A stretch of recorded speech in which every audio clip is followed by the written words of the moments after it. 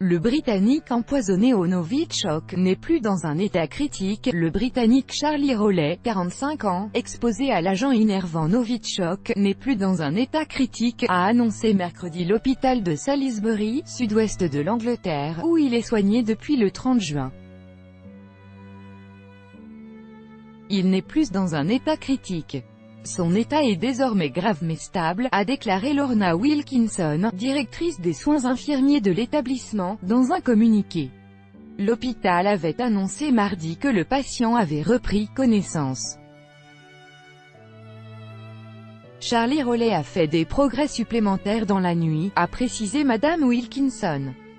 Il reste encore du chemin à parcourir pour Charlie, mais les progrès que nous avons constatés jusqu'à présent nous incitent à l'optimisme, a-t-elle ajouté. Dans un communiqué distinct, la police a dit avoir pu s'entretenir, brièvement, avec lui qu'elle prévoyait de lui parler à nouveau dans les jours à venir. La compagne de Charlie Rowley, Dawn Sturgess, elle aussi empoisonnée au Novichok, est décédée dimanche soir après 8 jours d'hospitalisation. Son décès a entraîné l'ouverture d'une enquête pour meurtre. Interrogé par la chaîne de télévision britannique ITV, Matthew Rowley a dit ne pas avoir reconnu son frère Charlie lorsqu'il lui a rendu visite à l'hôpital. Il est réveillé.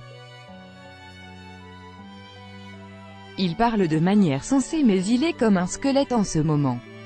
Il mange des aliments solides alors que son alimentation était liquide durant 9 jours, de sorte qu'il a perdu du poids, a-t-il poursuivi, expliquant qu'il avait beaucoup de tubes sortant de lui. Les infirmières disent qu'il reprend des forces.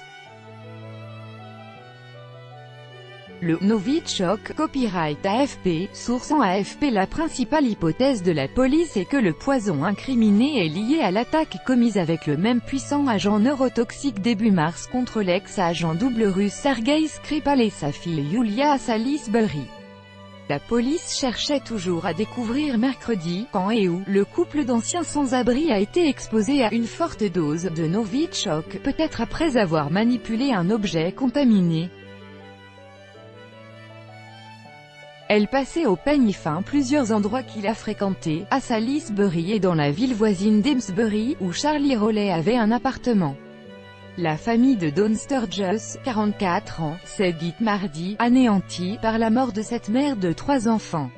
Hospitalisés dans un état critique, Yulia et Sergei Skripal avaient pu sortir de l'hôpital après plusieurs semaines de soins.